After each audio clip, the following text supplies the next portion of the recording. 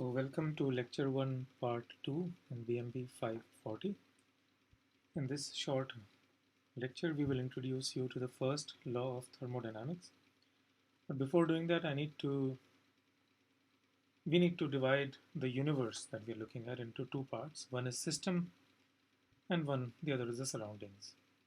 And this is entirely your choice. So in this case, for example, in this figure inside the beaker, the system could be whatever is inside the test tube and the surroundings is the heat bath or water.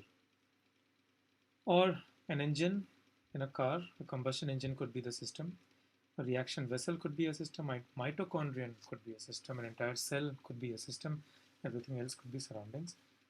This is entirely up to us, the choice of system and surroundings. If we are smart in doing this, then we can calculate energy transfers easily. There are three types of system. One is an open system where matter and energy can both be exchanged. Another is a closed system, and this is what we will mostly encounter, where matter cannot escape the system but energy can be exchanged from the surroundings. And then there is an isolated system where both matter and energy cannot be exchanged with the surroundings. So before we go to the first law, I will introduce you to some terminology. This is internal energy, work, and heat. What we should remember here is heat and work are not forms of energy. So for example, kinetic energy and potential energy are two different forms of energy. But heat and work are forms of transfer of energy and not forms of energy.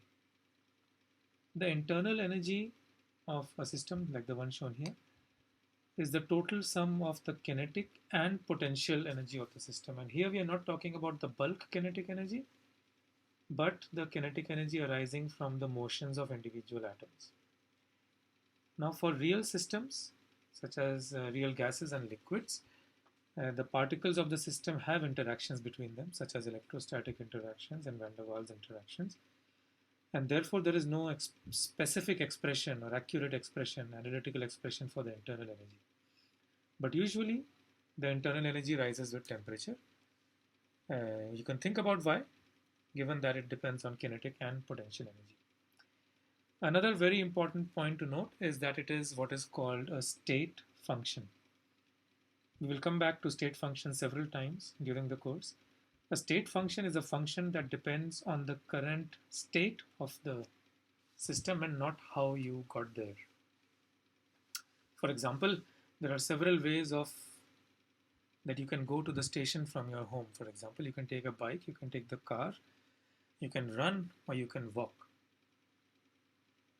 So whichever path you take, the change in your internal energy is independent of this path. It only depends on the final and initial states. We will come back to that.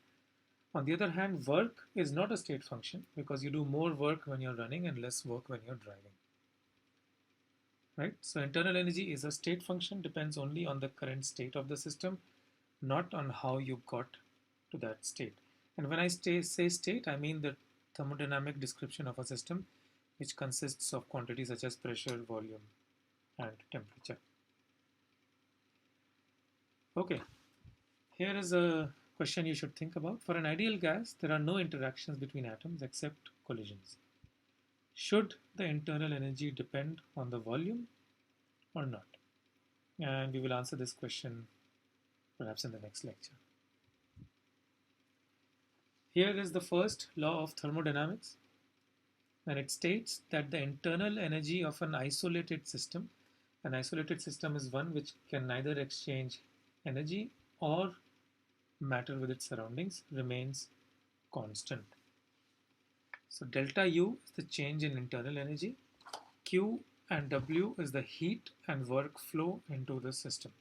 So if you are doing no work and no heat exchange is occurring, like in an isolated system, the change in internal energy will be equal to 0. If work is being done by the system or on the system, or if heat is being exchanged with the surroundings, then you can calculate the change in internal energy based on this equation. The lower equation is simply the differential form of the upper equation. Note that I do not write delta Q and delta W. This is because Q and W are not state functions. There are two very important conventions to remember. We will consider Q or heat positive if heat is transferred to the system, and W positive if work is done on the system. So this is very important to remember. In terms of energy, you can have joules or joules per mole as the units for all these quantities. It could also be kilojoules or calories and so on. The difference between Q and W is that W is useful transfer of energy, while Q is mostly useless transfer of energy if you're thinking about thermodynamic systems like an engine. In the next video, which I will upload online, we will talk about mechanical work. So now we must try to measure both heat and work. In the next video, I will try to show you how mechanical work is measured.